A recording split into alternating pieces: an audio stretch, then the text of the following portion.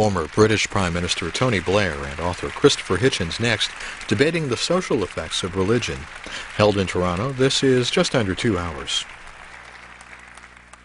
Well, welcome to Toronto, Canada for the Munk Debate on Religion in association with the BBC and Intelligence Squared. I'm Rudyard Griffiths, and it's my privilege to be your moderator tonight. I want to begin by welcoming the worldwide audience of the British Broadcasting Corporation, some 240 million people that will have access to this debate through the BBC World Service, BBC Online News, and BBC World News. It's just a fabulous opportunity to bring this debate to a truly global audience. I also want to welcome the tens of thousands of people watching this debate live and archived on monkdebates.com. It's terrific that they're part of this conversation too. And I also want to turn my attention to this hall, this spectacular hall, the lucky 2,700 people who are here in the flesh to listen to this debate tonight. Let it be said that on this day, thanks to the generosity of Peter and Melanie Munk, that Canada and its largest city, Toronto, is truly at the heart of the global conversation.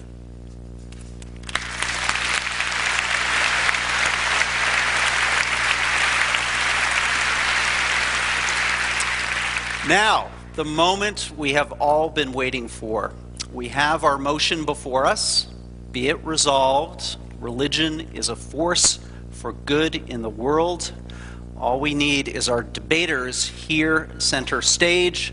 Ladies and gentlemen, please welcome Mr. Tony Blair and Mr. Christopher Hitchens.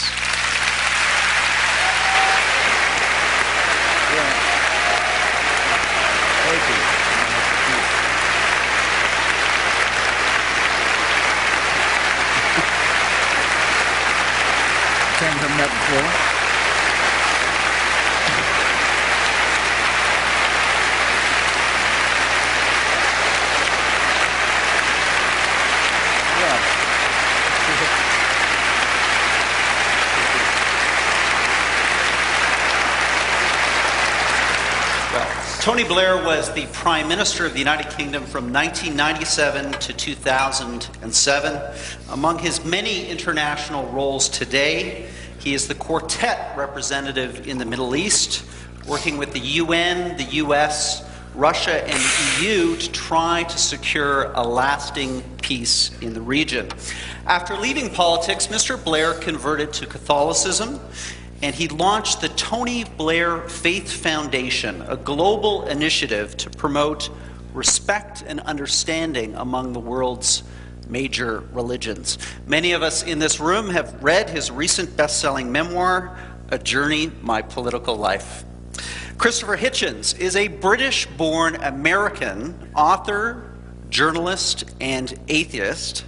His regular Vanity Fair column, his prolific speeches and essays are essential reading for anyone and everyone concerned about global affairs. Christopher has a number of best-selling books too. Obviously, God is Not Great, How Religion Poisons Everything, and his recently published memoir, Hitch 22. Christopher was recently diagnosed with esophageal cancer, and as such, we are doubly grateful that he and his family have joined us tonight. Ladies and gentlemen, your debaters.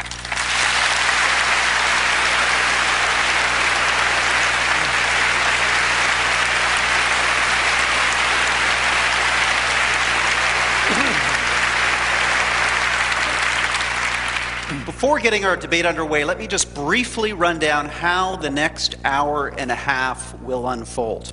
Each debater has been given 7 minutes for their opening remarks for and against the motion. Next, Mr. Hitchens and Mr. Blair will confront each other head-on, so to speak, through 2 rounds of formal rebuttals. We'll then bring you, the audience, into this debate through written questions. All of you received a written question card. At any time in the debate, fill that out, pass it down the aisle for collection. I'll also be taking some questions from audience members on the stage, some of the younger audience members here. Those questions will be asked directly to Mr. Blair and Mr. Hitchens. We'll also be bringing in our online audience through a series of questions, too.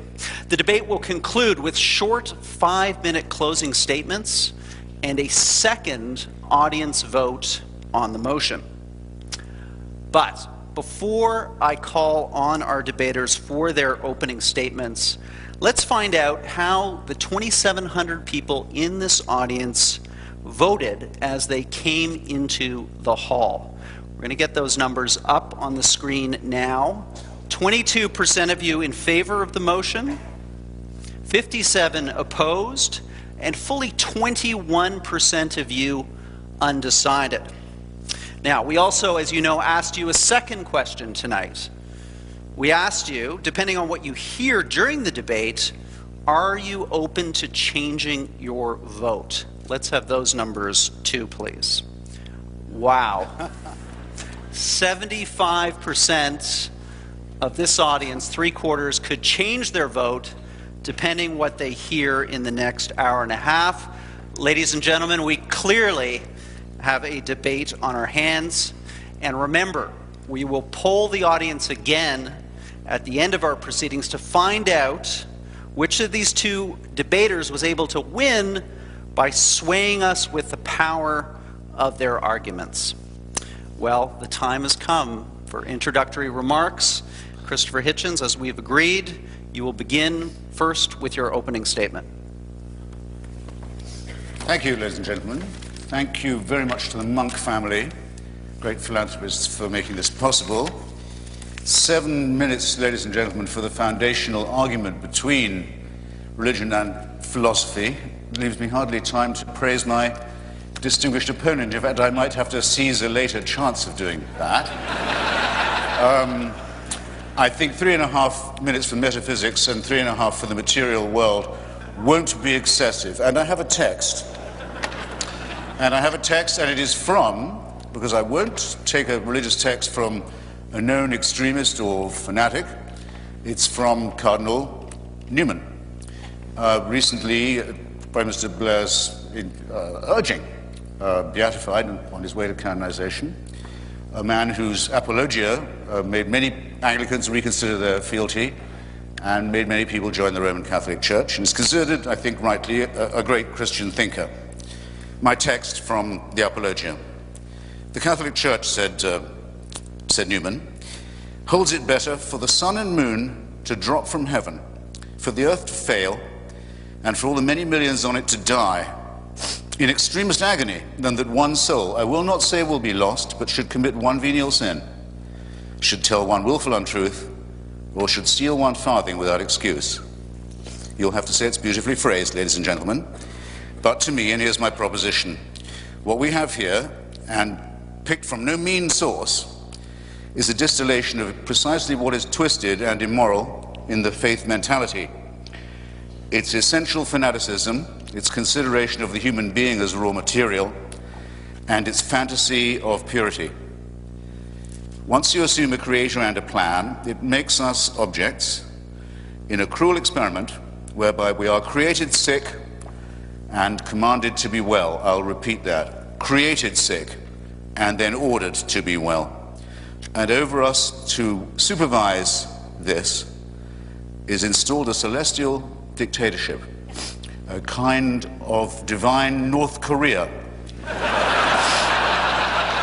Greedy, exigent, I would say more than exigent, greedy for uncritical praise from dawn till dusk, and swift to punish the original sins with which it so tenderly gifted us in the very first place. However, let no one say there's no cure. Salvation is offered. Redemption, indeed, is promised at the low price of the surrender of your critical faculties. Religion, it might be said, must be said, would have to admit, makes extraordinary claims, but though I would maintain that extraordinary claims require extraordinary evidence, rather daringly provides not even ordinary evidence for its extraordinary supernatural claims. Therefore, we might begin by asking, and I'm asking my opponent as well as you when you consider your voting, Is it good for the world to appeal to our credulity and not to our skepticism? Is it good for the world to worship a deity that takes sides in wars and human affairs? To appeal to our fear and to our guilt, is it good for the world? To our terror of death, is it good to appeal?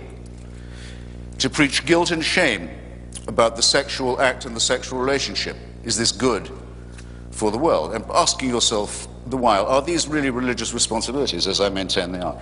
To terrify children with the image of hell and eternal punishment, not just of themselves, but of their parents and those they love. Perhaps worst of all, to consider women an inferior creation. Is that good for the world? And can you name me a religion that has not done that? To insist that we are created and not evolved in the face of all the evidence. To say that certain books of legend and myth, man-made and primitive, are revealed, not man-made code. Religion forces nice people to do unkind things, and also makes intelligent people say stupid things. Handed a small baby for the first time, is it your first reaction to think, beautiful, almost perfect, now please hand me the sharp stone for its genitalia that I may do the work of the Lord? No. It is, as the great physicist Steven Weinberg has very aptly put it, in the ordinary moral universe, the good will do the best they can, the worst will do the worst they can. But if you want to make good people do wicked things, you'll need religion. Now, I've got now 1 minute and 57 seconds to say why I think this is very self-evident in our material world. Let me ask Tony again, because he's here, and because the place where he is seeking peace is the birthplace of monotheism. So you might think it was unusually filled with refulgence and love and peace. Everyone in the civilized world has roughly agreed, including the majority of Arabs and Jews and the international community, that there should be enough room for 2 states for 2 peoples in the same land. I think we have a rough agreement on that. Why can't we get it? The UN can't get it, the US can't get it, the Quartet can't get it, the PLO can't get it, the Israeli parliament can't get it. Why can't they get it? Because the parties of God have a veto on it, and everybody knows that this is true. Because of the divine promises made about this territory, there will never be peace, they will never be compromised. There will instead be misery, shame, and tyranny, and people will kill each other's children for ancient books and caves and relics. And who is going to say that this is good for the world? And that's just the example nearest to hand. Have you looked lately at the possibility that we used to discuss as children in fear? What will happen when messianic fanatics get hold of an apocalyptic weapon? Well, we're about to find that out as we watch the Islamic Republic of Iran and its party of God allies make a dress rehearsal for precisely this. Have you looked lately at the revival of Tsarism in Putin's Russia, where the black-cowled, black-coated leadership of Russian Orthodoxy is draped over an increasingly xenophobic, tyrannical, expansionist and aggressive regime? Have you looked lately at the teaching in Africa and the consequences of it, of a church that says AIDS may be wicked, but not as wicked as condoms? That's exactly no seconds left, ladies and gentlemen. I've done my best. Believe me, I have more.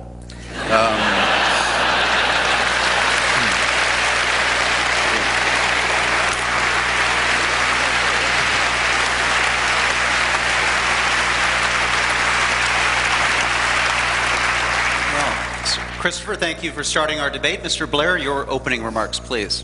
Thank you. First of all, let me say it's a real pleasure to be with you all this evening, to be back in Toronto. It's a particular privilege and honor to be with Christopher in this debate. Let me first of all say that I do not regard the leader of North Korea as a religious icon. You will be delighted to know. I'm going to make, it's a biblical number, 7, but I'm going to make 7 points in my 7 minutes. The first is this. It is undoubtedly true that people commit horrific acts of evil in the name of religion. It is also undoubtedly true that people do acts of extraordinary common good inspired by religion. Almost half of healthcare in Africa is delivered by faith-based organizations, saving millions of lives. A quarter of worldwide HIV/AIDS care is provided by Catholic organizations. There is the fantastic work of Muslim and Jewish relief organizations. There are in Canada thousands of religious organizations that care for the mentally ill or disabled or disadvantaged or destitute. And here in Toronto, barely 1.5 miles from here, is a shelter run by Covenant House, a Christian charity for homeless youth in Canada. So the proposition that religion is unadulterated poison is unsustainable. It can be destructive. It can also create a deep well of compassion, and frequently does. And the second is that people are inspired to do such good by what I would say is the true essence of faith, which is, along with doctrine and ritual particular to each faith, a basic belief common to all faiths in serving and loving God through serving and loving your fellow human beings, as witnessed by the life and teaching of Jesus, one of love, selflessness, and sacrifice, the meaning of the Torah. It was Rabbi Hillel who was once famously challenged by someone who said they would convert to religion if he could recite the whole of the Torah standing on one leg. He stood on one leg and said, "Do unto others as you would have them do unto you. That is the Torah. The rest is commentary. Now go and do it."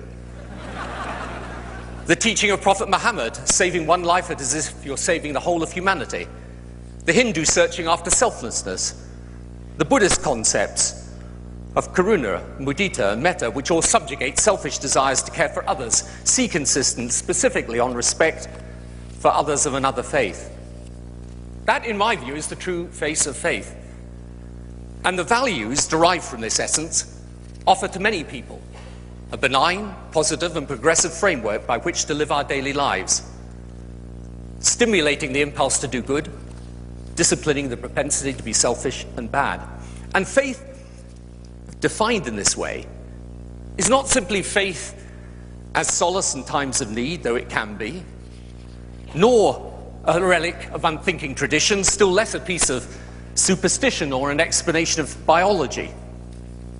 Instead, it answers a profound spiritual yearning, something we feel and sense instinctively. This is a spiritual presence, bigger, more important, more meaningful than just us alone, that has its own power separate from our power, and that even as the world's marvels multiply, makes us kneel in humility, not swagger in pride. And that if faith is seen in this way, science and religion are not incompatible, destined to fight each other until eventually the cool reason of science extinguishes the fanatical flames of religion.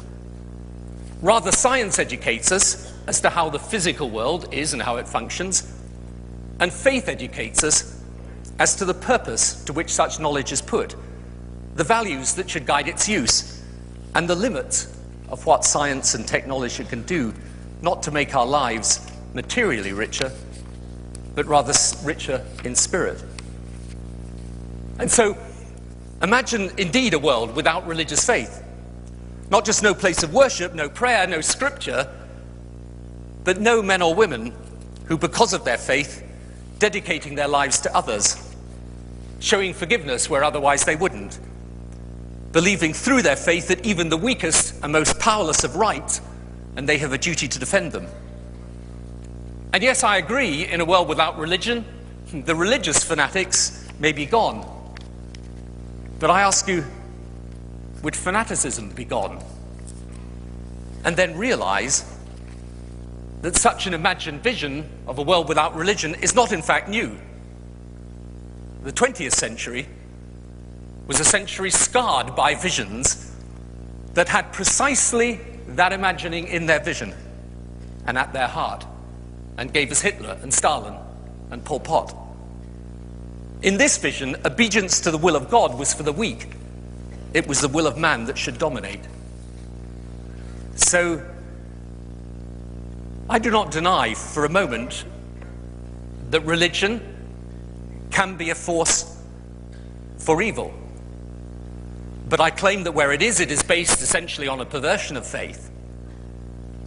And I assert that at least religion can also be a force for good, and where it is, that it's true to what I believe is the essence of faith. And I say that a world without religious faith would be spiritually, morally, and emotionally diminished.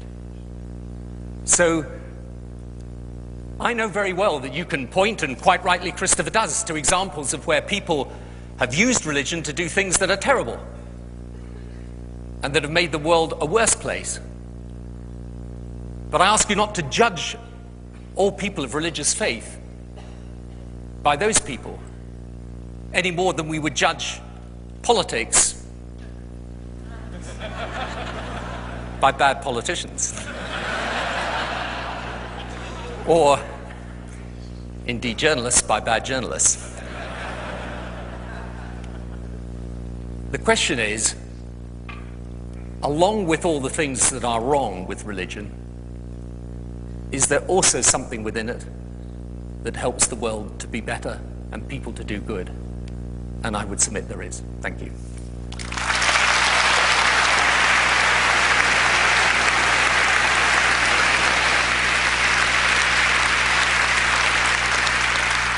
Well, Tony, your training in Parliament, I can see, had you just perfectly landing that right on the 7-minute mark. Ladies and gentlemen, we're moving into our rebuttal round, and I'd like the audience to get engaged, to applaud when they hear something that the debaters say that they like, and also to help me enforce our time limit. So when you see that clock ticking down, start applauding, and that'll move us through this in an orderly fashion. So Christopher, it's now your opportunity in our first of 2 rebuttal rounds to respond to Mr. Blair. Do you have 4? Is that right? There's 2 rounds of rebuttals. Each of you has the opportunity to go back and forth. And yes, you have 4 minutes for each speaker within each of those rounds, if that's not too confusing. That sounds all right. I've got 4 minutes. Yes. Yeah, good.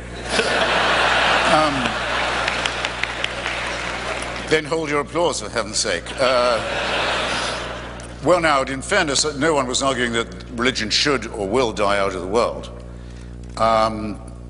And all I'm arguing is that it would be better if there was a great deal more by way of an outbreak of secularism.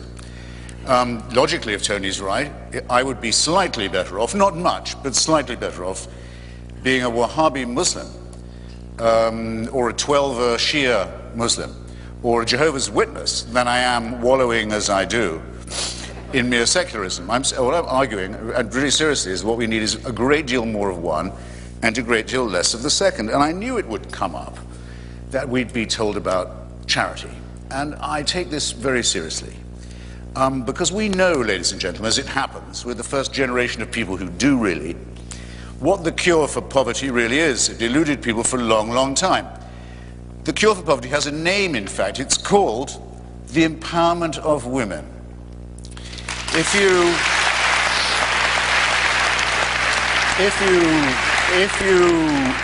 If you give women some control over the rate at which they reproduce, if you give them some say, take them off the animal cycle of reproduction to which nature and some doctrine, religious doctrine, condemns them, and then if you'll throw in a handful of seeds perhaps and some credit, the floor of everything in that village, not just poverty, but education, health and optimism will increase. It doesn't matter, try it in Bangladesh, try it in Bolivia, it works all the time. Name me one religion that stands for that, or ever has. Wherever you look in the world and you try to remove the shackles of ignorance and disease and stupidity from women, it is invariably the clerisy that stands in the way. Or in the case of... Now, furthermore, if you're going to grant this to Catholic charities, say, which I would hope are doing a lot of work in Africa, if I was a member of a church that had preached that AIDS was not as bad as condoms, I'd be putting some conscience money into Africa too, I must say. But it won't bring... I'm sorry, I'm not trying to be funny. If I was trying to be funny, you mistook me. It won't bring back the millions of people who've died wretched deaths because of that teaching. That still goes on. I'd like to hear a word of apology from the religious about that, if it was on offer. After all, otherwise I'd be accused of judging them by the worst of them. And this isn't done, as Tony says so wrongly, in the name of religion. It's a direct precept, practice, and enforceable discipline of religion. Is it? Not, sir, in this case. I think you'll find that it is. But if you're going to say, all right, the Mormons will tell you the same. You may think it's a bit cracked to think that Joseph Smith found another Bible buried in upstate New York, but you should see our missionaries in action. I'm not impressed. I'd rather have no Mormons than no missionaries, quite honestly, and no Joseph Smith. Do we grant to Hamas and to Hezbollah, both of whom will tell you and incessantly do, look at our charitable work. Without us, Effendi, the poor of Gaza, the poor of Lebanon, where would they be but for our... And they're right. They do a great deal of charitable work. It's nothing compared to the harm that they do, but it's a great deal of work all the same. I'm also familiar with the teachings of the great Rabbi Hillel. I even know where he plagiarized the story from, if he had access to the stuff. The injunction not to do to another what would be repulsive if done to yourself is found in the Analects of Confucius, if you want to date it. But actually it's found in the heart of every person in this room. Everybody knows that much. We don't require divine permission to know right from wrong. We don't need tablets administered to us 10 at a time in tablet form on pain of death to be able to have a moral argument. No, we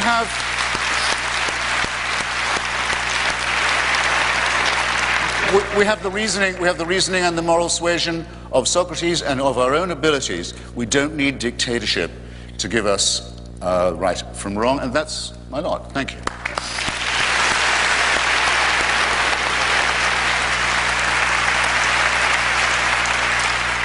In the name of fairness and equity, Mr. Blair, I'm going to give you an additional 25 seconds for your first rebuttal. First of all,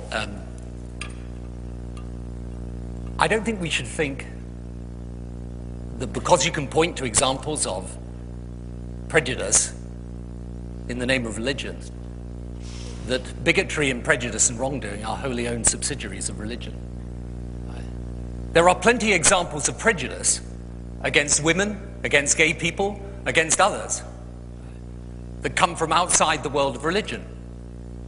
And the claim that I make is not that everything the church has done in Africa is right, but let me tell you one thing it did do, and it did it whilst I was Prime Minister of the UK. The churches together formed a campaign for the cancellation of debt.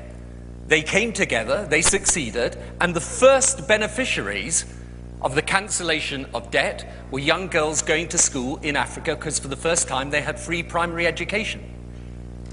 So I agree that not everything the church or the religious communities have done around the world is right, but I do say, at least accept, that there are people doing great work day in, day out, who genuinely are not prejudiced or bigoted, but are working with people who are afflicted by famine and disease and poverty, and they are doing it inspired by their faith. And of course it's the case that not everybody...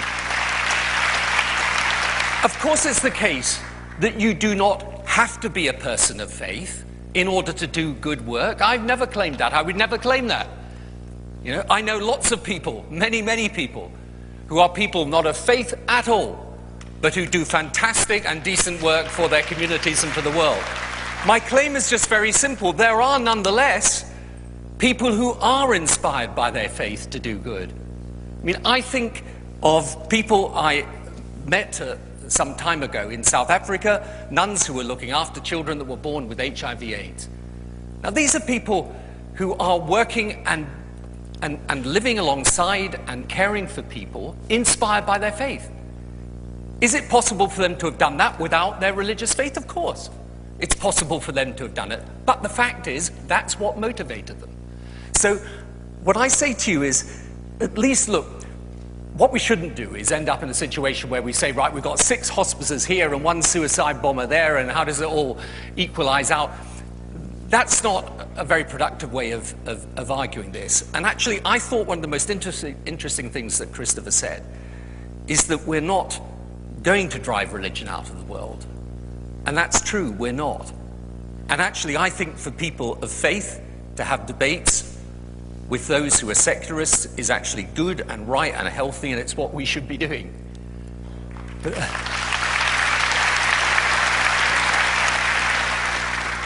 And I'm not claiming that everyone should congregate on MySpace.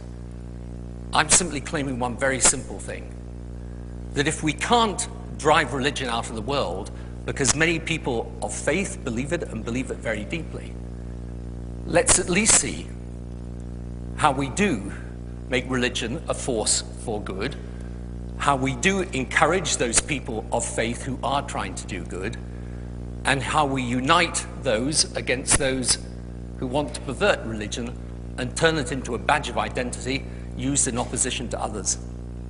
So,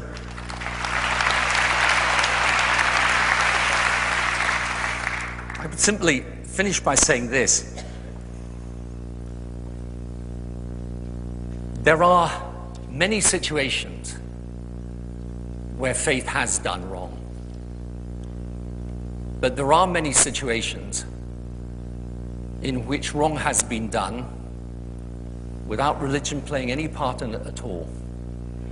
So let us not condemn all people of religious faith because of the bigotry or prejudice shown by some, and let us at least acknowledge that some good has come out of religion, and that we should celebrate.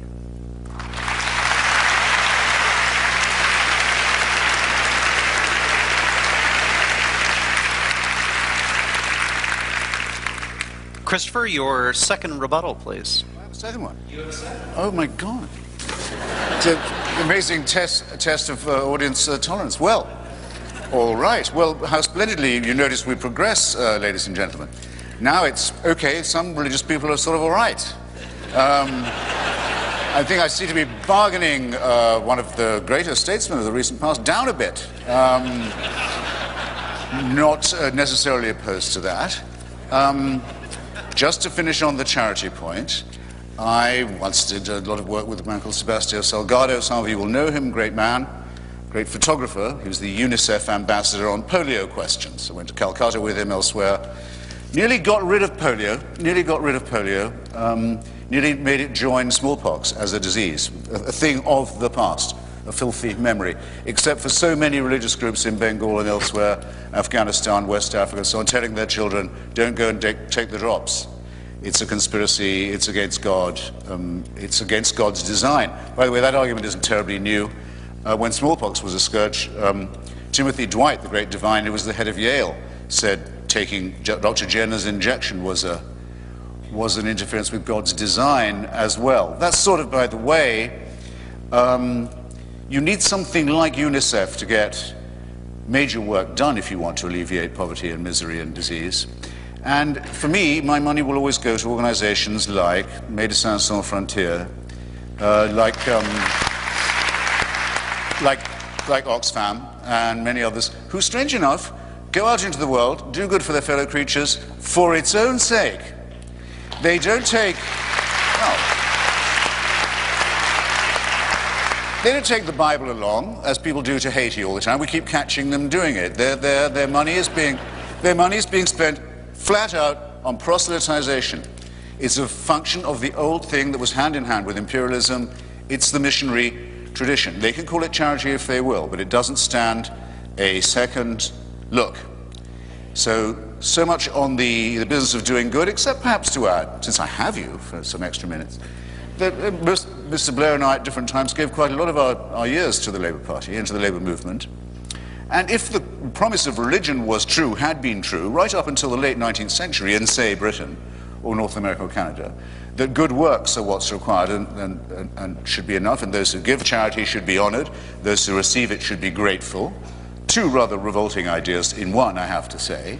There would be no need for human and social and political action. We could rely on being innately good, which we know we can't rely upon, and which I never suggested that we could or should. So, now what would religion, I'm intrigued now. So religion could be a good thing after all. Sometimes we think. So now the proposition. What would a religion have to do to get that far?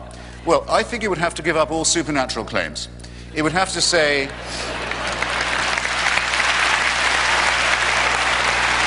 please, it would have to say, no, you are not to do this under the threat of reward, heaven, or the terror of punishment, hell. No, we can't offer you miracles. Find me the church that will say, forget all that. Faith healing, no. Would have to give that up. it would have to give up the idea of an eternal, unalterable authority figure who was judge, jury, and executioner against whom there could be no appeal, and who wasn't finished with you even when you died.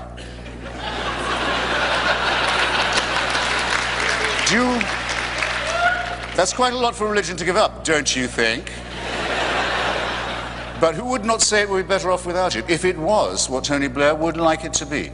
An aspect of humanism, an aspect of compassion, an aspect of the realizations of human solidarity, the knowledge that we are in fact all bound up one with another, that we have responsibilities to one to another, and that, as I do when I give blood, partly because I don't lose the pint forever, I can always get it back, but that there's actually a sense of pleasure to be had in helping your fellow creature.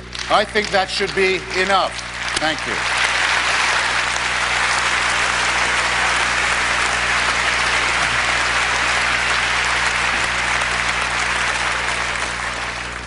Tony must feel like the House of Commons all over again. I don't know, so far they're a little politer, actually.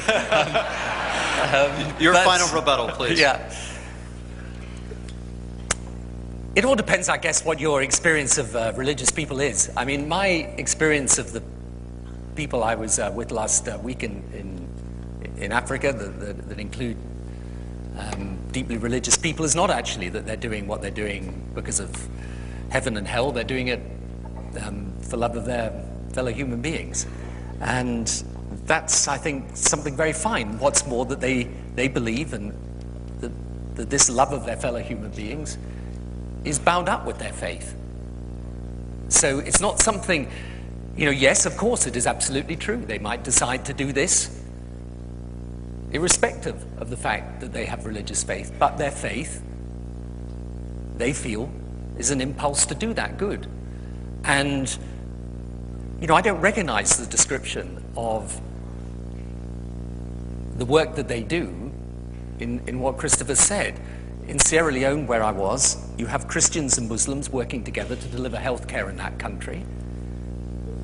That's religion playing a positive role.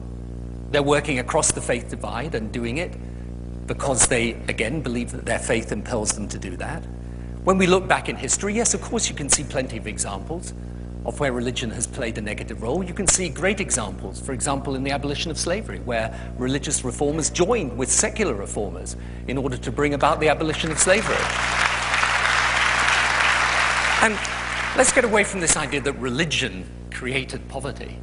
There are bad things that have happened in the world outside of religion. Right? And when you look at the 20th century, and you see the great scars of political ideology around views that had absolutely dramatically at their heart fascism, the communism of Stalin, absolutely at their heart was the eradication of religion. And what I would say to you is, get rid of religion, but you're not going to get rid of fanaticism, and you're not going to get rid of the wrong in the world. So the question is,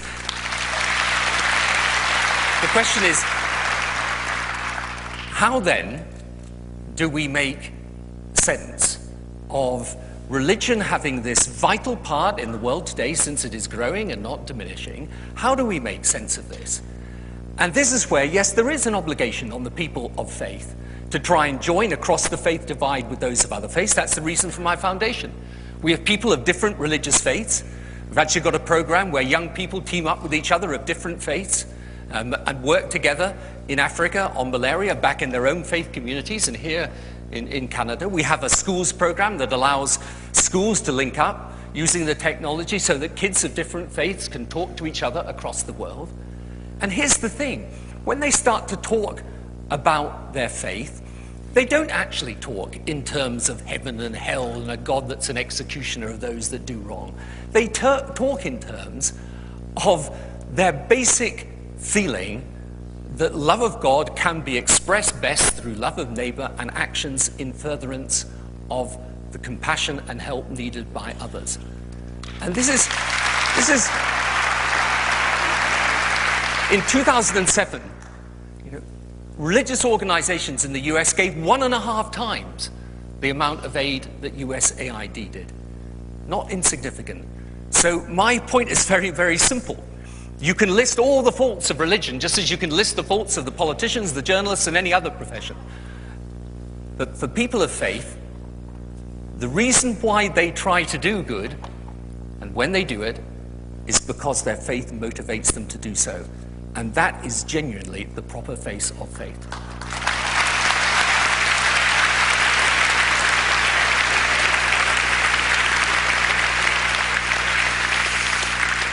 Well, gentlemen, thank you for a terrific start to this debate. The time has now come to involve you, the audience here at Roy Thompson Hall. Those written questions have been coming in, and some have been passed on to me and our folks in the control room. Also, we're going to bring on our online audience through questions that have been debated on our discussion boards, and I'm going to take some live questions from some younger audience members here on the stage. And in that regard, Christopher, we're going to start with a question from you.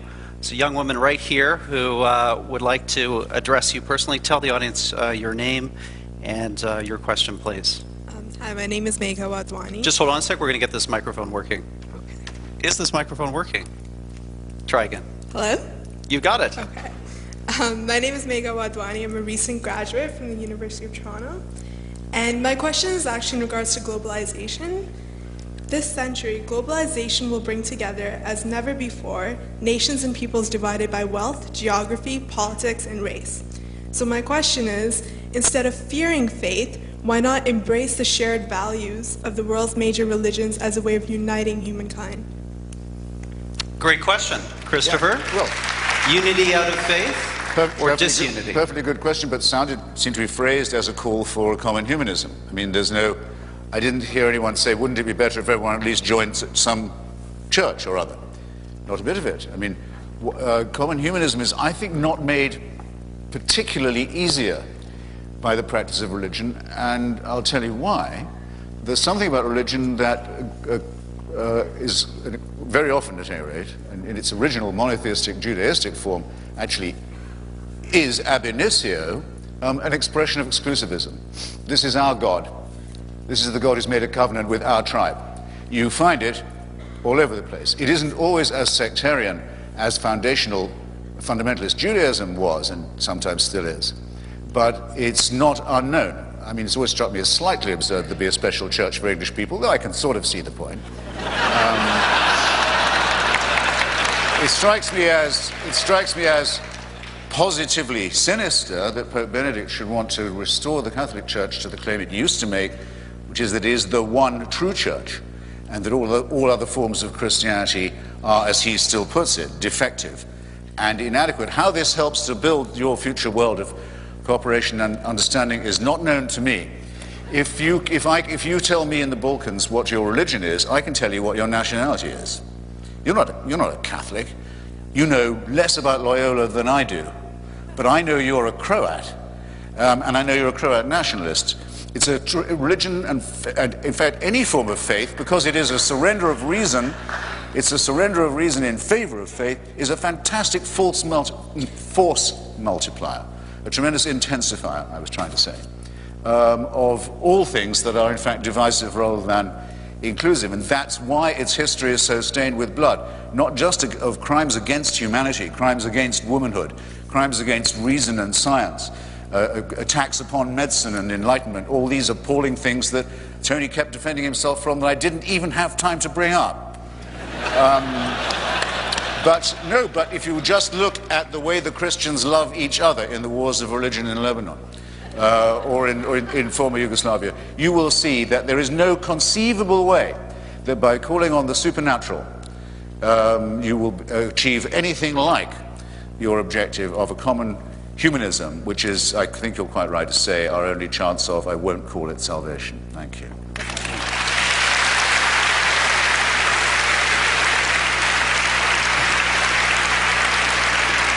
Now, Tony, what I'd like you to do, there's another question on the stage. Someone, in a sense, has the inverse question for you, and it'd be a great opportunity for you to respond to Hitchens at the same time. So let me go to Emily Padden, a Trudeau scholar at Oxford University, who has a question for you, Mr. Blair. Thank you very much.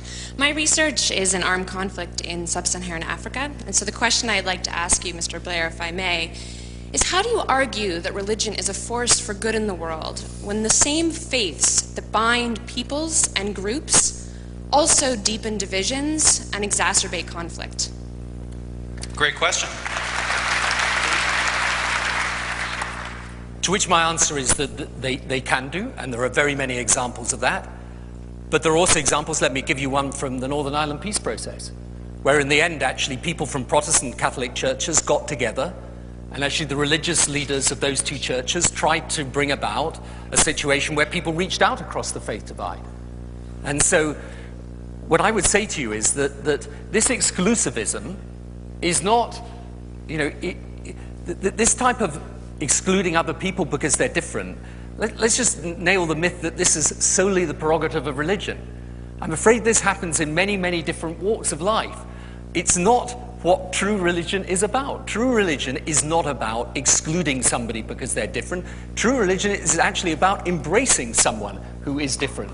That is why, in every major religion, this concept of love of neighbor, and Christopher's absolutely right, Confucius did indeed say exactly something similar to Rabbi Hillel. Of course, Jesus said, love your neighbor as yourself. If you look at Hinduism, Buddhism, the religion of Islam, after the death of the Prophet Muhammad, Islam was actually at the forefront of science, was at the forefront of introducing proper rights for women for the first time in that part of the world. So the point is this, and this is really where the debate comes to. Christopher says, well, humanism is enough. And what I say to that is, but for some people of faith, it isn't enough. They actually believe that there is indeed a different and higher power simply than humanity. And that is not about them thinking of heaven and hell in some sort of old-fashioned sense of trying to terrorize people into submission to religion. They actually think of it as about how you fulfill your purpose as a human being in the service of others. And so, when we say, well, that could be done by humanism, yes, it could.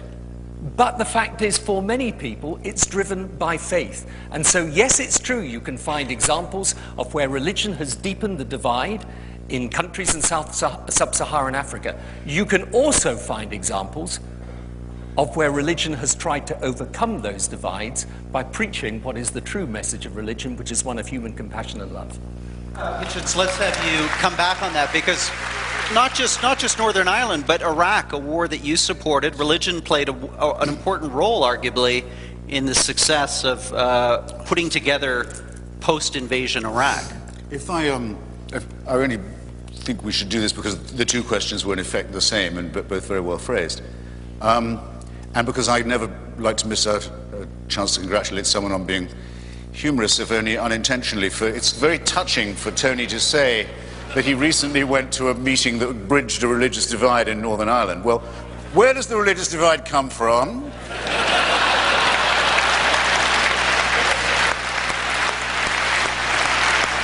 400 years and more in my own country of birth, of people killing each other's children depending on what kind of Christian they were, and sending each other's children in rhetoric to hell, and making Northern Ireland the place most remarkable in Northern Europe for unemployment, for ignorance, for poverty, and for, I would say, stupidity too. And for them now to say, maybe we might consider breaching this gap, well, I should bloody well think so. But I don't see how. What if they'd listened to the atheist community in Northern Ireland, which is a real thing, and if they'd listened to the secular movement in Northern Ireland, which is a real thing, and I know many people who suffer dreadfully from membership in it, not excluding being pulled out of a car by a man in a balaclava and asked, are you Catholic or Protestant? He said, I'm Jewish atheist, actually. He said, what are you, a Protestant Jewish atheist or a Catholic? You laugh.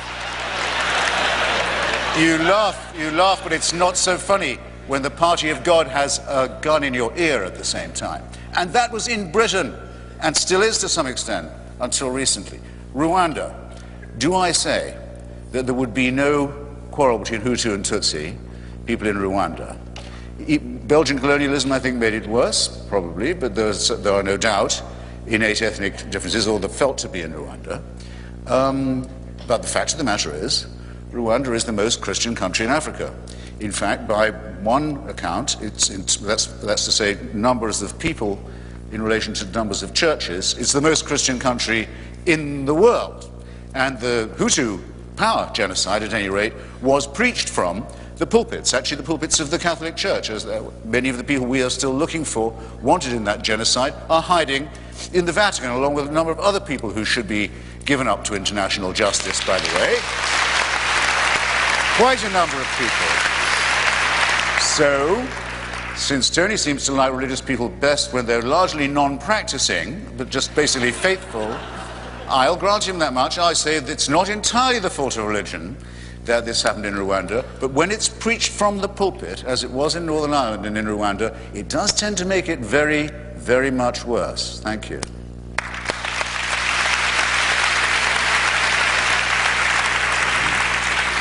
Tony, just briefly come back on that, because you were intimately involved in the search for peace in Northern Ireland, and I assume you had a very different perspective of the role that faith played in the resolution of that conflict. Yeah, and I work do work in Rwanda. Look, first of all, I think it really would be bizarre to say that the conflict in Rwanda was the result of the Catholic Church. I mean, Rwanda is a perfect indicator of what I'm saying, which is you can put aside religion and still have the most terrible things happen. I mean, this was the worst genocide since the Holocaust. It was committed on a tribal basis. Yes, it's true, there were members of the Catholic Church who behaved badly in that context of Rwanda. There were also, by the way, members of the Catholic Church and others of religious denomination who stood up and protected and died alongside people in Rwanda. So, you know, and as for Northern Ireland, yes, of course, Protestant and Catholic, absolutely right, but you couldn't ignore the politics of the situation in Northern Ireland. It was to do with the relationship between Britain and Ireland going back over many, many centuries. So my point is very simple. Of course, religion has played a role, and sometimes a very bad role, in these situations, but not only religion.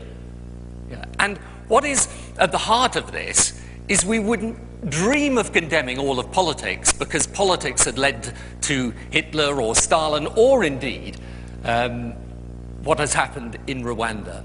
So let us not condemn the whole of religion, or say that religion, when you look at it as a whole, is a force for bad, because there are examples of where religion has had that impact. And so I think actually Rwanda and Northern Ireland are classic examples, even the Middle East peace process. I mean, yes, I agree you can look at all the religious issues there, but let's not ignore the political issues either. And frankly, at the moment, the reason, and I can tell you this from first-hand experience, the reason we don't have an agreement at the moment between Palestinians and Israelis is not to do with the religious leaders on either side, right? It's a lot more to do with the political leaders, so it's my branch that has to take the blame for that. And therefore, what I would say is, I actually think that yes, of course, a lot of these conflicts have religious roots. I actually think it's possible for religious leaders to play a positive part in trying to resolve those.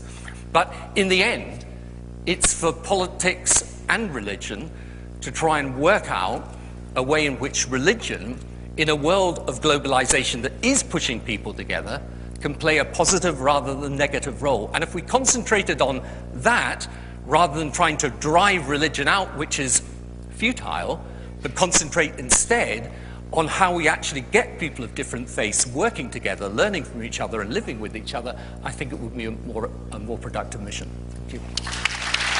Okay, let's question.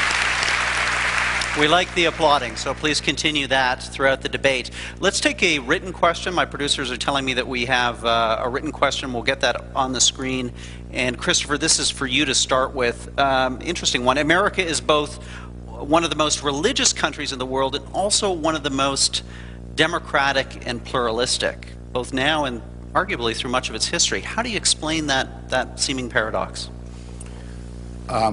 Relatively simply, the United States has uniquely a constitution that forbids the government to take sides in any religious matter, or to sponsor a church, or to adopt any form of faith itself. as a result of which anyone who wants to practice their religion in America has to do it as a volunteer.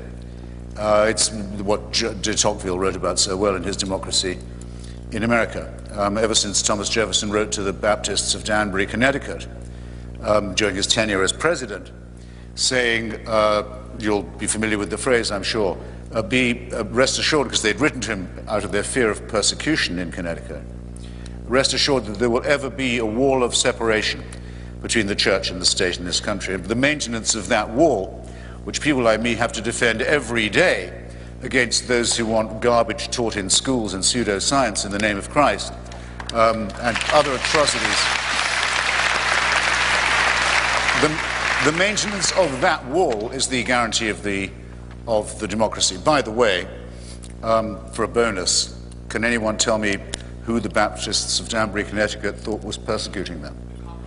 The Congregationalists of Danbury, Connecticut. Well done. Also, that argues, by the way, for the existence of a very small but real fan base of mine somewhere in this room. Yes, now, it doesn't seem to matter very much now, but it mattered then. Give those Congregationalists enough power, as they did have in Connecticut. Just you see how unfurry they look compared to how docile they behave now we've disciplined them. Thank you.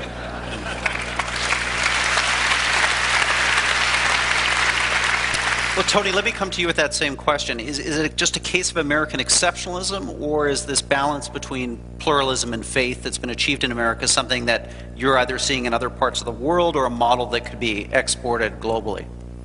Well, I think that what most people want to see is a situation where people of faith are able to speak in the public sphere but are not able to dictate.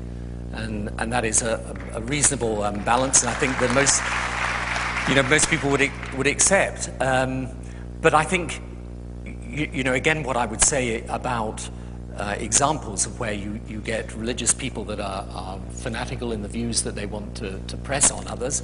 Fanaticism is not, as I say, it's not a wholly owned subsidiary of religion, I'm afraid. It can happen outside of religion too. So the question is, how do people of if you like, good faith, who believe in pluralist democracy, how do we ensure that people who hold faith deeply are able to participate in society and have the same ability to do that as everyone else without being kind of denigrated, but at the same time have to respect the fact that ultimately democracy is about the will of the people and the will of the people as a whole. So I think that most people can get that balance right, and we are very lucky actually in our countries, because we are in a situation where people of different faiths are free to practice their faith as they like. And that is, in my view, an absolutely fundamental part of democracy. And it's something that people of religious faith have to be very clear about and stand up and do. And one of the reasons why, for me, I think it's actually important for people of religious faith to have people like Christopher challenge us and say, okay, this is how we see religion. Now you get out there and tell us how it's different, and where it isn't different, how you're going to make it so. And I think that's a positive and good thing. All I ask for is that where people of faith are speaking in the public sphere, then people accept that we have a right to do that, and that sometimes we do that actually because we believe in the things that we're saying, and we're not trying to subvert or change democracy. On the contrary, we simply want to be part of it, and our voice is a voice that has a right to be heard alongside the voice of others. Well, I see Christopher writing furiously, so I'm going to ask him to come back on that point. Well, I hadn't anything specially to add there. I think I'd rather give another person a chance for a question. Okay. Well, it's a question that was debated for you, Christopher, on monkdebates.com in the lead-up to this evening. On our discussion board, many people saying that religion provides a sense of community in modern societies where immersed in a consumer culture, more often than not living alongside fellow citizens who are more maybe self-directed than other-directed. What do you say about the pure community function of religion? Isn't that a public good, a valid public good of religious belief? Absolutely. I say good luck to it. The way I phrase it in my book, it's available at fine bookstores everywhere, is that I propose a pact with the faithful. Say, I'll take it again, I'll quote from the great Thomas Jefferson, that I don't mind if my neighbor believes in 15 gods or in none. He neither by that breaks my leg or picks my pocket. I would echo that and say that as long as you don't want your religion taught to my children in school, given a government subsidy, imposed on me by violence, any of these things, you are fine by me. I would prefer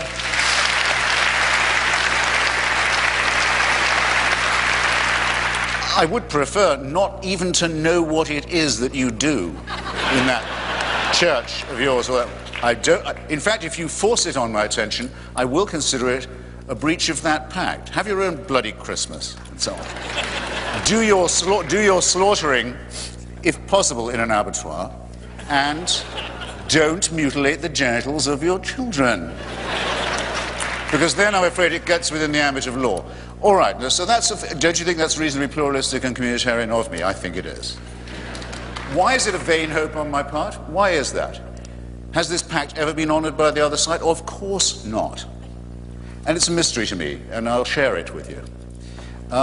If I believed that there was a savior who'd been appointed or sent by, or a prophet, appointed or sent by a God who bore me in mind and loved me and wanted the best for me, if I believed that, and that I possessed the means of grace and the hope of glory, to phrase it like that, I don't know, I think I might be happy. They say it's the way to happiness. Why doesn't it make them happy? Well, don't you think it's a perfectly decent question? Why doesn't it? Because they won't be happy till you believe it too. And why is that? Because that's what their holy books tell them. Now, I'm sorry, it's enough with saying in the name of religion. Do these texts say that until every knee bows at the name of Jesus and so on, there will be no happiness? Of course it is what they say. It isn't just a private belief. It is rather, and I think always has been, and it's why I'm here, actually a threat to the idea of a peaceable community. And very often, as now, and frequently, a very palpable one. So I think that's the underlying energy that powers the friendly disagreement between Tony and myself.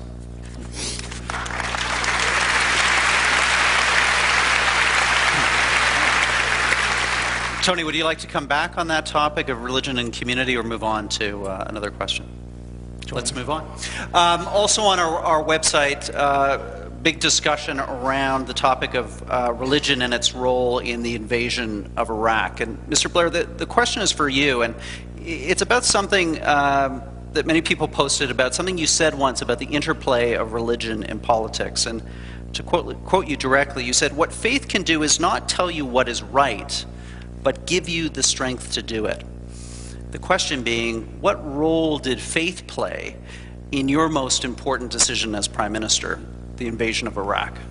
I think we can nail this one pretty easily. It was not about religious faith.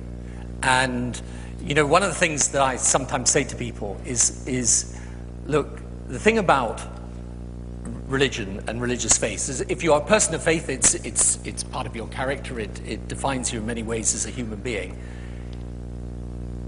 It doesn't do the policy answers, I'm afraid. Okay? So as I used to say to people, you know, you don't go into church and look heavenward and say to God, right, next year the minimum wage, is it £6.50 or £7? Unfortunately, it doesn't tell you the answer. And even on the major decisions that are to do with war and peace that I've taken, they were decisions based on policy. And so they should be, and you may disagree with those decisions, but they were taken because I genuinely believe them to be right.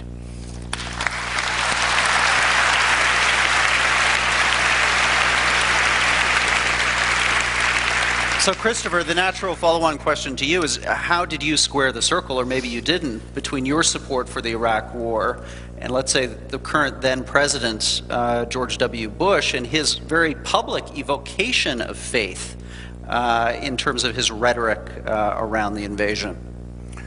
Well, I don't remember. In fact, I don't think you can point out to me any moment where George Bush said he was under divine order or had any divine warrant for the intervention in Iraq. In fact, I'm perfectly certain that he might not have minded at some points giving that impression, but he wanted to give that impression about everything that he did.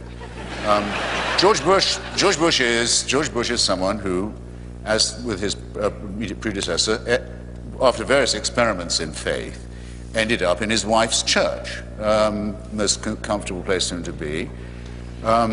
She's after all is the one who said to him, "If you take another drink, you scumbag, I'm leaving and taking the kids," which is his way of saying he found Jesus and gave up the bottle. We know this. We know this to be true. Now, like a good Methodist, I was at Methodist school for many years myself. Like a good Methodist, George Bush says the following: "I've done all I can with this argument and with this conflict. From now on, all is in God's hands." That's quite different, I think. Would have made him a perfectly good Muslim, as a matter of fact. Combination of fatalism with a slightly sinister feeling of being chosen. Anyway. No, what's striking most to the eye of those who observe the debate on what Tony Blair and I agree to call the liberation of Iraq is the unanimous opposition of the leadership of every single Christian church to it, including the President's own and now the Prime Minister's own. The Methodist Church in the United States adamantly opposed, the Vatican adamantly opposed, as it had been to the liberation of Kuwait in 1991. Not the first time in the world that a sort of sickly Christian passivity has been preached in the face of fascist dictatorship. And of course, I was very surprised by the number of liberal Jews who took the same about a regime that harbored genocidal thoughts towards them. And if it comes to that, but I'm not the arbiter of what's rational in the mind of the religious thinker, given the number of Muslims put to the sword by Saddam Hussein's regime, quite extraordinary to see the extent to which Muslim fundamentalists flock to his defense. But I don't expect integrity or consistency from those quarters. But those of us who worked with people, with Iraqi intellectuals like Kanan Makia, with the Kurdish leadership, the secular left opposition of the the Patriotic Union of Kurdistan, the Iraqi Communist Party, I have to give it credit for this, many feminists and other secular who'd worked for years to bring down Saddam Hussein, are very proud of our solidarity with those comrades, those brothers and sisters. We're still in touch with them. We have nothing to apologize for. It's those who would have kept a cannibal and a Caligula and a professional sadist in power who have the explaining to do. Thank you.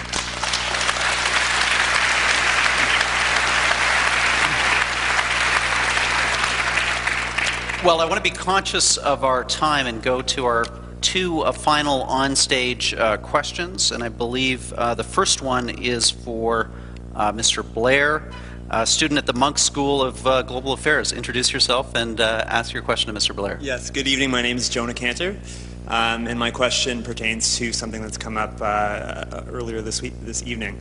Religion on both sides is often seen as an obstacle to peace in the Middle East, and I was wondering what role you believe faith can play in a positive manner in helping to bring peace between Israelis and Palestinians. Well, I remember a few months back I was in Jericho, and when you go out from Jericho, they took me up to. We went to visit the Mount of Temptation, which is where I think they take all the politicians. And the guide that was showing us around, the Palestinian guide, he suddenly stopped at one point and he said, "This part of the world," he said, "Moses, Jesus, Muhammad, why did they all have to come here?" And I sort of said, "Well, supposing they hadn't, would everything be fine?" And he said, "Oh, probably not." But you know, the religious leadership can play a part in this. For example, I don't think you will get a resolution of the issue of Jerusalem unless which is a sacred and holy city to all three Abrahamic faiths, unless people of faith are prepared to try and find common ground so that they are entitled to worship in the way that they wish. And it's correct that in both Israel and Palestine, you see examples of religious fundamentalism and people espousing and doing extreme things as a result of their religion. But I can also tell you that there are rabbis and people of the Muslim faith on the Palestinian side who are desperately trying to find common ground and ways of working together. And I think part of the issue, and the reason indeed for me starting my faith foundation, is that we can argue forever the degree to which what is happening in the Middle East is a result of religion or the result of politics. But one thing is absolutely clear, that without those of religious faith playing a positive and constructive role, it's going to be very difficult to reach peace. So my view, again, and I think this is in a sense one of the debates that underlies everything we've been saying this evening, is if it is correct that you're not going to simply eliminate religion, you're not going to drive religion out of the world, then let's work on how we make those people of different faiths, even though they believe that their own faith is the path, so they believe to salvation, how they can work across the faith divide in order to produce respect and understanding and tolerance. Because believe it or not, amongst all the examples of prejudice and bigotry that Christopher quite rightly draws attention to, there are also examples of people of deep religious faith, Jewish, Muslim and Christian, who are desperately trying to search for peace, and with the right political will supporting that, who would play a major part in achieving peace. So I agree that religion has to one degree created these problems, but actually people of different religious faiths working together can also be an important part of resolving these problems. And that's what we should do, and it's what we can do. And in respect of Jerusalem, it is absolutely imperative that we do.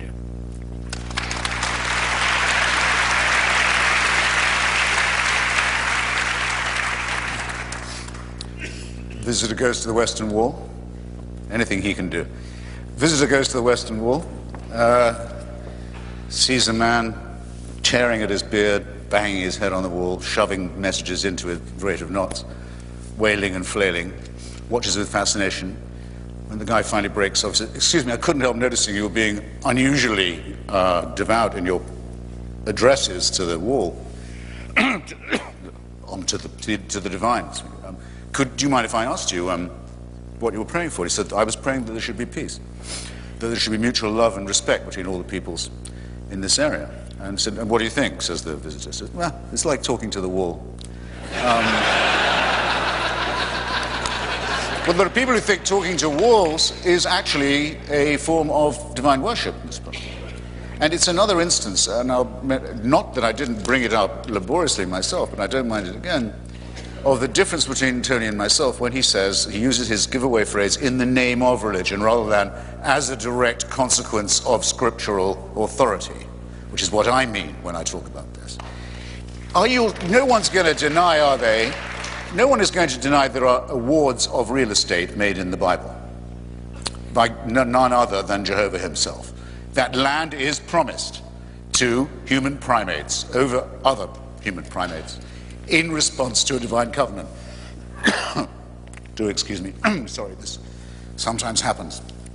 No, that can't be denied. When David Ben-Gurion was prime minister of what he still called a secular state, he called in Yigal Yadin and Finkelstein and the other Israeli archaeologists, professional guys, and said, "Go out into the desert and dig up the title deeds to our state. You'll find our legitimate." That was the instruction to the Department of Archaeology. They went, after they conquered Sinai and West Bank, they went even further afield, looking for some evidence Moses had ever been there. They didn't find any because there never has been and there never will be any.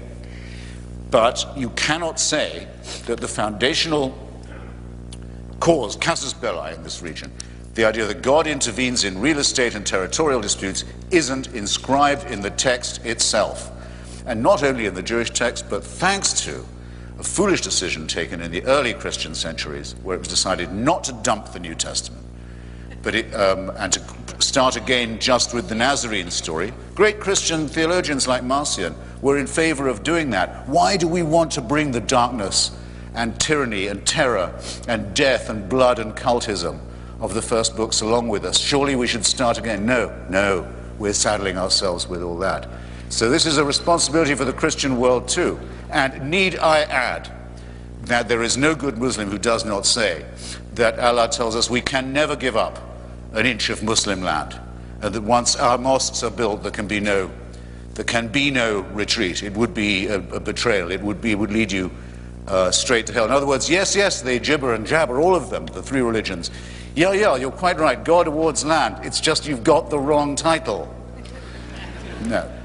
This is what I mean when I say the religion is a real danger to the survival of civilization, and that it makes this banal regional, national dispute, which if reduced to its real proportions is a nothingness, if it makes that not just lethally insoluble, but is drawing in other contending parties who really openly wish, for an apocalyptic conclusion to it, as also bodied forth in the same scriptural texts.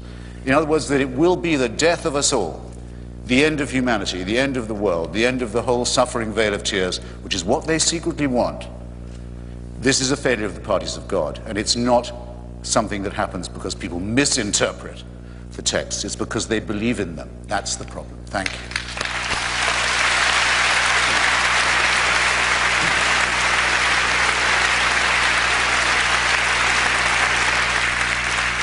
Tony, would you like a quick rejoinder, or can I move on to our final question for this session? Should be like. Well, great. We have I think, the perfect final question. And it's from another student at the Monk School for Global Affairs, Dana Wagner. Where are you, Dana? Here you are. A big part of this issue is our inability to stand in another's shoes with an open mind to understand a different worldview. In this regard, can each of you tell us which of your opponent's arguments is the most convincing? Thank you.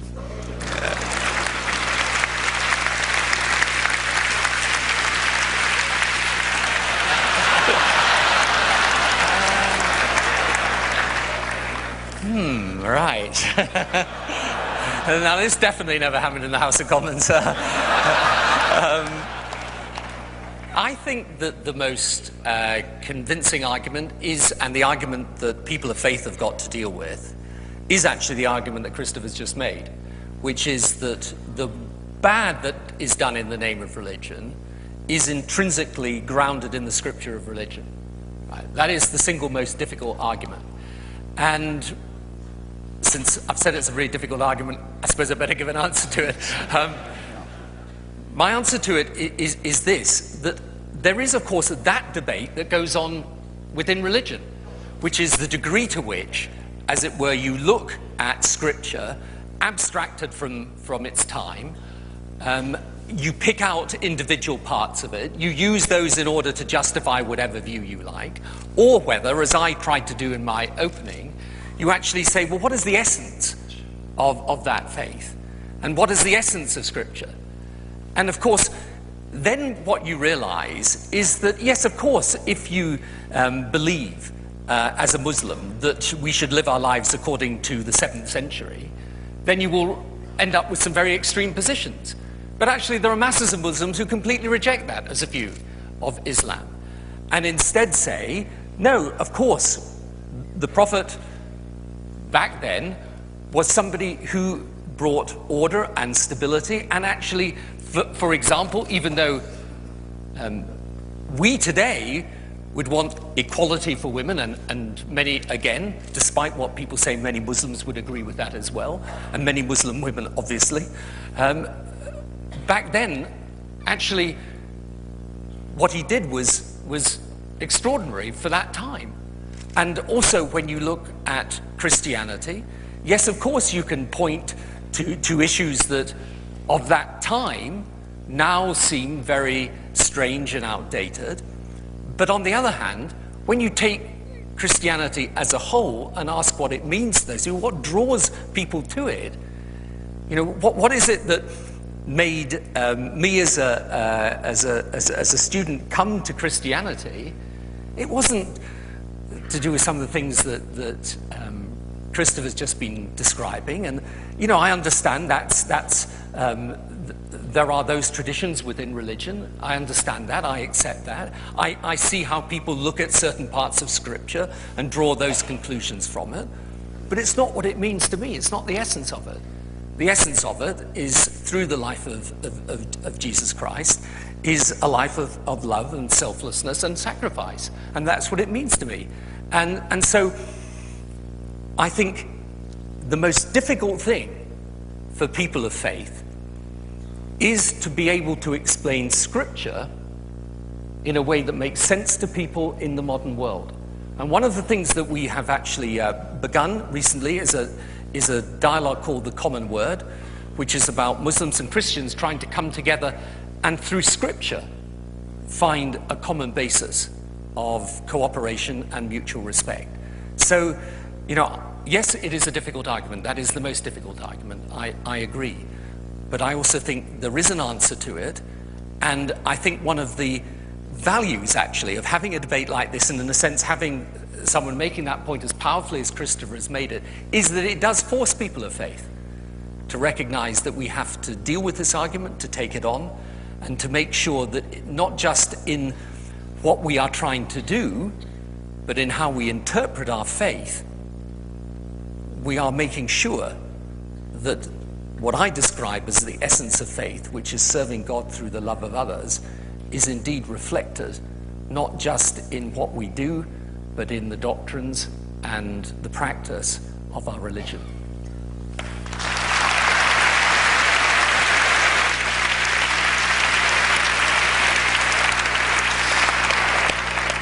Admirable question. Thank you for it.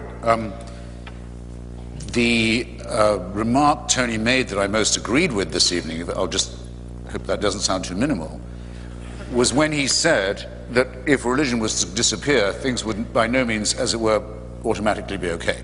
I mean, he phrased it better than that. But it would be what I regard as a necessary condition, would certainly not be a sufficient one. And anyway, religion won't disappear. I just think the hold of it on people's minds can be substantially broken and domesticated. He's quite right about that, of course. I hope I didn't seem at any point to have argued to the contrary. I come before you, after all, as a materialist.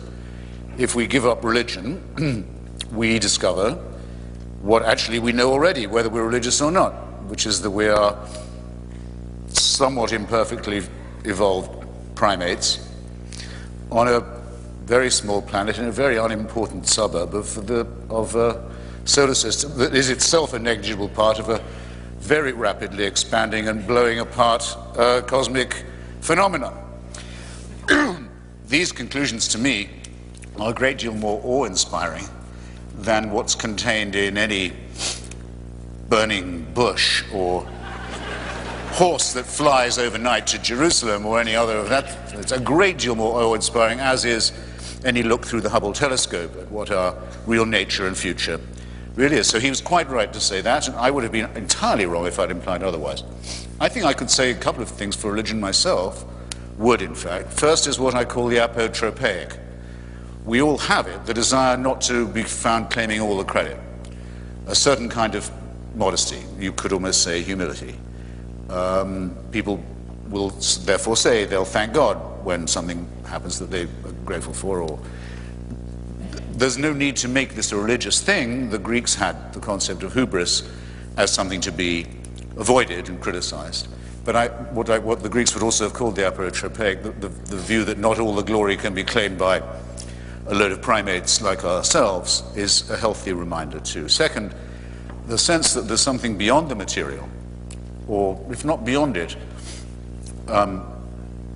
not entirely consistent materially with it, is, I think, a very important matter. What you could call the numinous, or the transcendent, or at its best, I suppose, the ecstatic. I wouldn't trust anyone in this hall who didn't know what I was talking about. We know what we mean by it when we think about certain kinds of music, perhaps. Certainly the relationship, of a coincidence, but sometimes very powerful, between music and love. landscape, certain kinds of artistic and creative work that appears not to have been done entirely by hand. Without this, we really would merely be primates. I think it's very important to appreciate the finesse of that, and I think religion has done a very good job in enshrining it in music and in architecture, not so much in painting, in my opinion. And I think it's actually very important that we learn to distinguish the numinous in this way. I wrote a book about the Parthenon. I'll mention it briefly. I couldn't live without the Parthenon. I don't believe any civilized person could. If it was to be destroyed, you'd feel something much worse than the destruction of the first temple had occurred, it seems to me. But, we've lost an enormous amount besides by way of our knowledge of symmetry and grace and harmony. But I don't care about the cult of Pallas Athena. It's gone. And as far as I know, it's not to be missed. The Eleusinian mysteries have been demystified. The sacrifices, some of them human, that were made to those gods are regrettable but have been blotted out and forgotten. And Athenian imperialism is also a thing of the past. What remains is the fantastic beauty and the faith that built it. The question is how to keep what is of value of this sort in art and in our own emotions and in our finer feelings, the numinous, the transcendent, I'll go as far as the ecstatic, and to distinguish it precisely from superstition and the supernatural, which are designed to make us fearful and afraid and servile, and which sometimes succeed only too well. Thank you.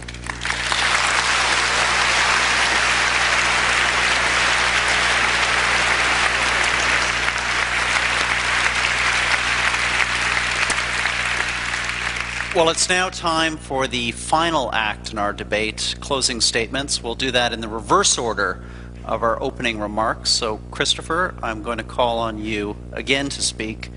Your closing remarks, please. I'm not ready. Okay. I didn't know it was coming. And Tony, what do you say? Would you rather have another question? There's so many people who've got them. I'm happy. I'd rather answer another question.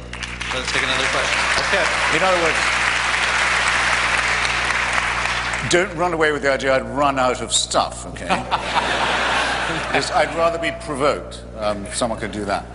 Sure. Well, let's do that. And I guess we'll give Christopher a pause here, a chance to drink and catch his breath. And Tony, go to you on this, the whole question of, which has been at the center of this debate, on the rigidity or flexibility of religious doctrine. Your church, the Catholic Church, has just made a reversal of sorts on its policy around the use of condoms, allowed explicitly and only for the prevention of HIV/AIDS infection. Is that a positive? Is that an expression of flexibility, or a critique of the decades of rigidity before this reversal? Well, I welcome it.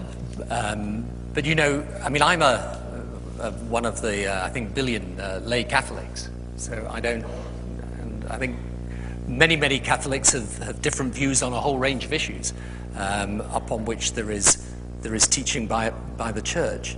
I just wanted to pick up something, if I might, that Christopher said, because I thought his discussion of the transcendent was very interesting, actually.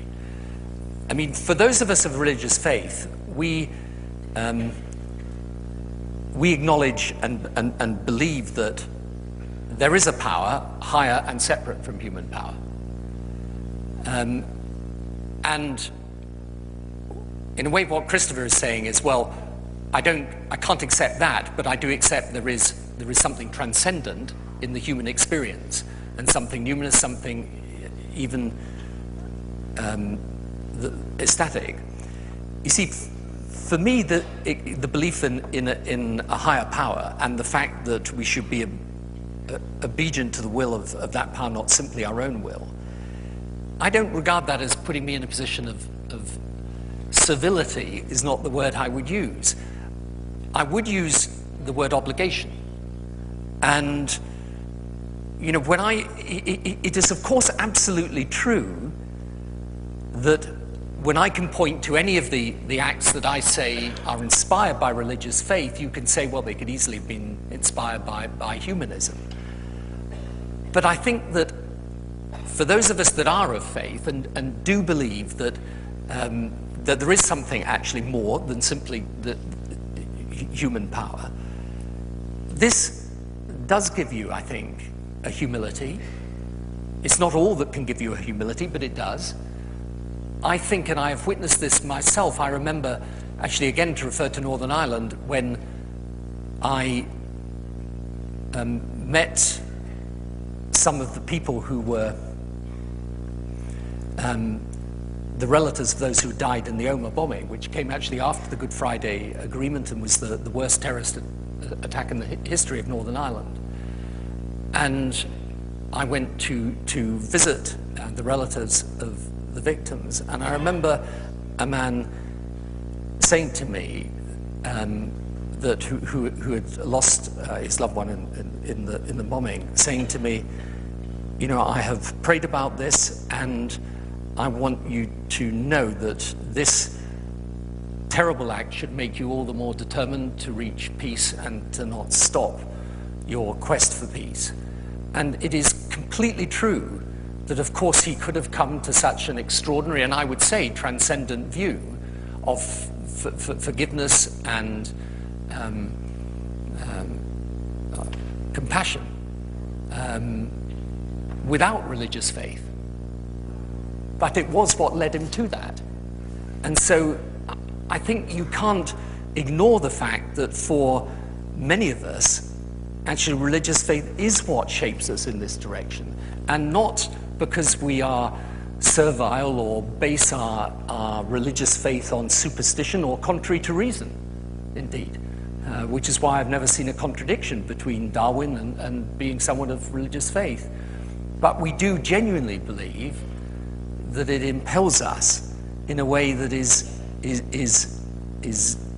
different and more imperative, in a sense, than anything else in our lives. And, you know, in a way we wouldn't be being true to ourselves unless we admitted that. So that doesn't mean to say that someone who is of no religious faith couldn't be just as good a person, and that is, I do not claim for an instant that anybody who is of religious faith is in some way a superior or better person than someone who isn't. But I do say that religion can and does, in the lives of millions, actually hundreds of millions, in fact billions of people, does give them an impulse to be better people than otherwise they would be. I would ask for your closing statement. 5 minutes for your closing statement each. Yep. So now on to our closing statements. Christopher, you will begin. Okay. You have 5 minutes on the clock. I think a way I might do it actually is by commenting on what Tony just said, because he succeeded in doing what I had hoped I might get him to do earlier, which is to allow me to drive him back onto the territory of metaphysics with which I began.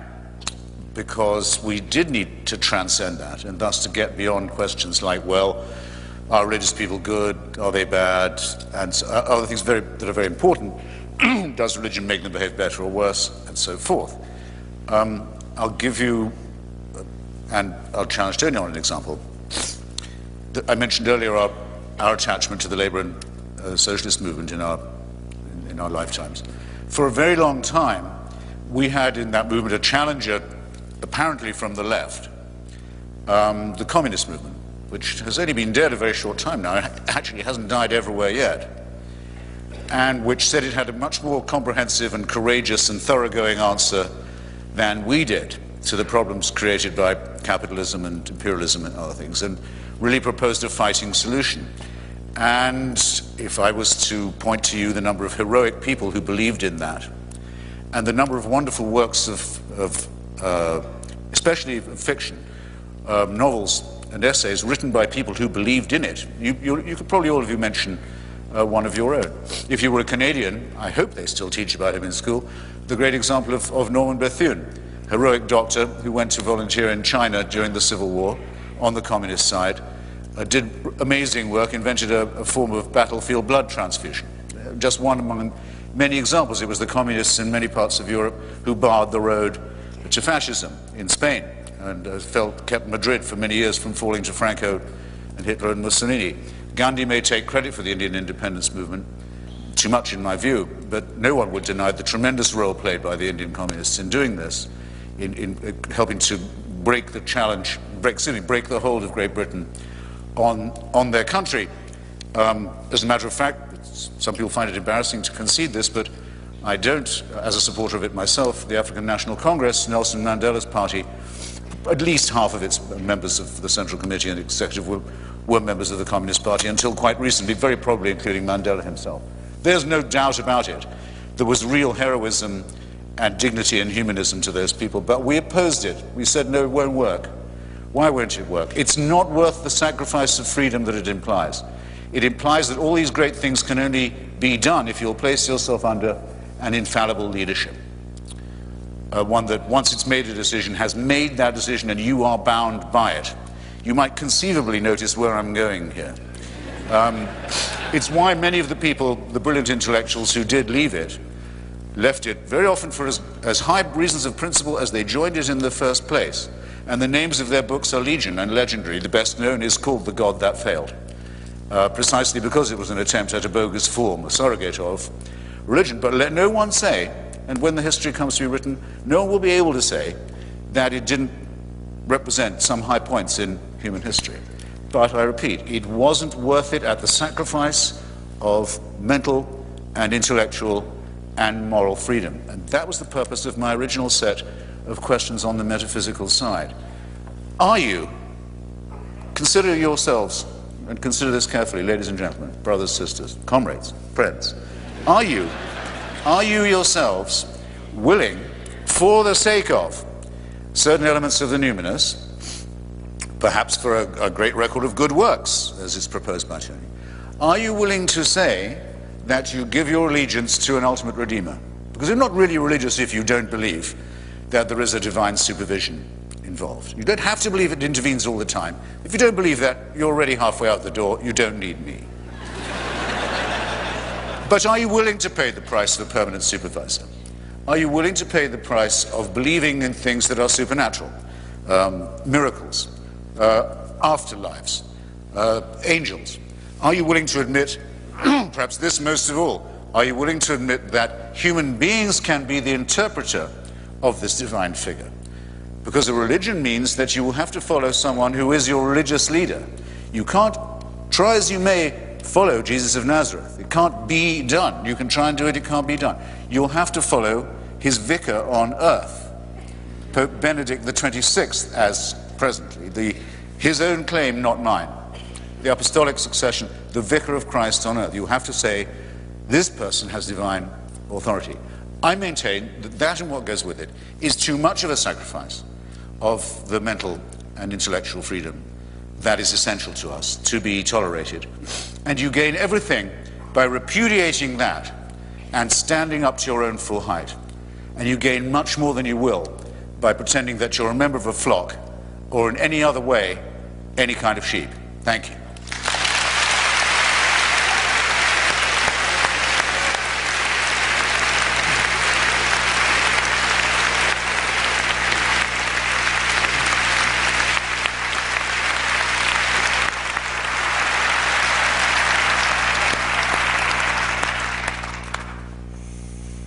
I was just, when Christopher was talking there about times in the Labour Party together, I was just recalling after we suffered our fourth election defeat in a row in the Labour Party, meeting a party member after the fourth defeat who said to me, "The people have now voted against us 4 times. What is wrong with them?"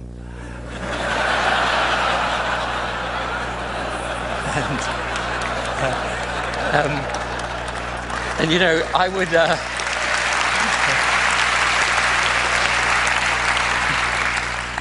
would say that actually the example of communism shows that those that want to suppress freedom, those who have a fanatical view of the way the world should work, those are not confined to the sphere of religious faith, I'm afraid.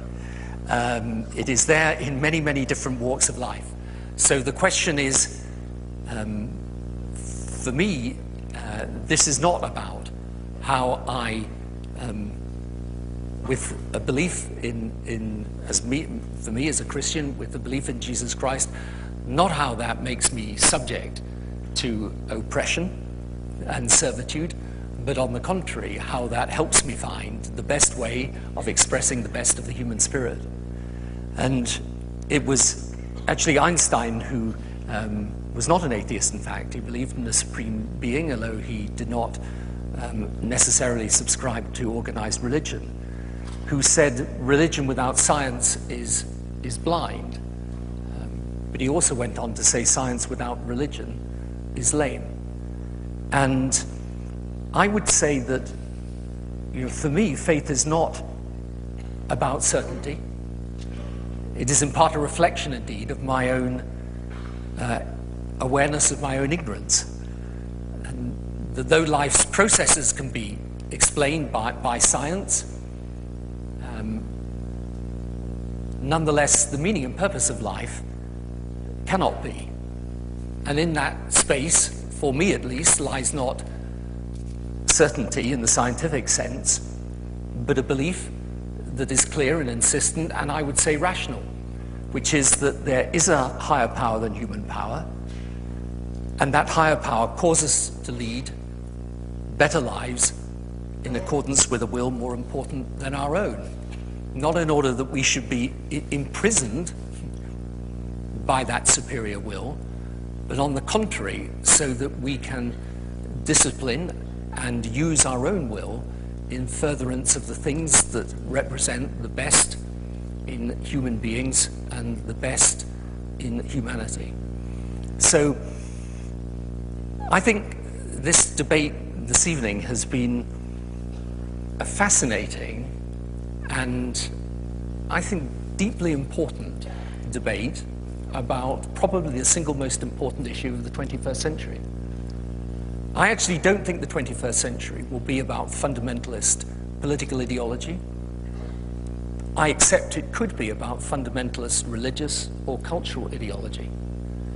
And the way that we avoid that is for those people of faith actually to be prepared to stand up and to debate those people who are of none. And for those people who believe in a world of peaceful coexistence, where people do cooperate together, recognize that there are people with deeply held religious convictions and that those convictions impel them to be part of that world of peaceful coexistence, even though it is true. There are those who in the name of religion, and indeed, as a consequence of religion, will sometimes do things that are horrific, bad, evil, and in my view, totally contrary to the true meaning of faith. So I don't stand before you tonight and say that those of us of religious faith have always done right, since that is plainly wrong. But I do say that throughout human history, there have been examples of people inspired by faith that have actually, rather than contributed to the suppression of humanity, contributed to its liberation, spiritually, emotionally, and even materially. And it is those people that I stand up for here with you tonight. Thank you.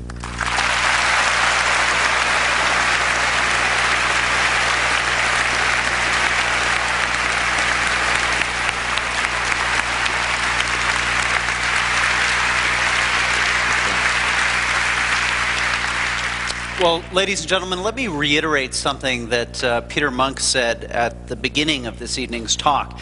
It is one thing to get up and give a set-piece speech on a subject that you're intimately familiar with. It's something quite entirely different, though, to appear at a public event, a global event such as this, to have your ideas contested and combated by someone who is every inch your peer, and to do so with the eloquence and conviction of our two debaters. So please join me in a round of appreciation.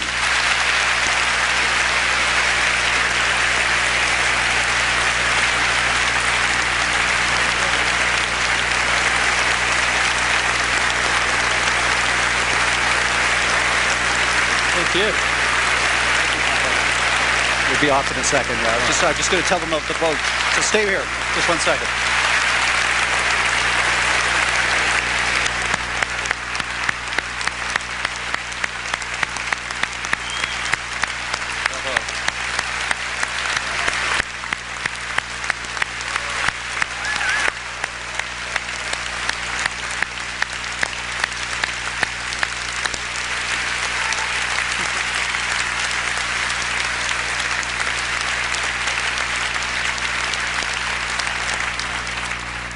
Well, ladies and gentlemen, this debate is not over yet. Because of the huge size of this audience, it's going to take us some minutes to tally a second audience vote on our motion and to find out who won this debate.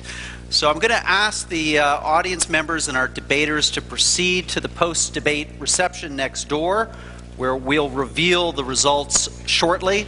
And let's just very briefly see where the state of public opinion started in this room tonight, with 22% of you in favor of the motion, 56 opposed, and 21% undecided, a large number indicating that they could change their vote also. You have your ballots with you. They were included with your program. Simply hand them to the usher. And again, we will announce those results in the public reception to follow. Ladies and gentlemen, start voting. We'll see you in the reception. Thank you. You can both go off together if you like. Yeah.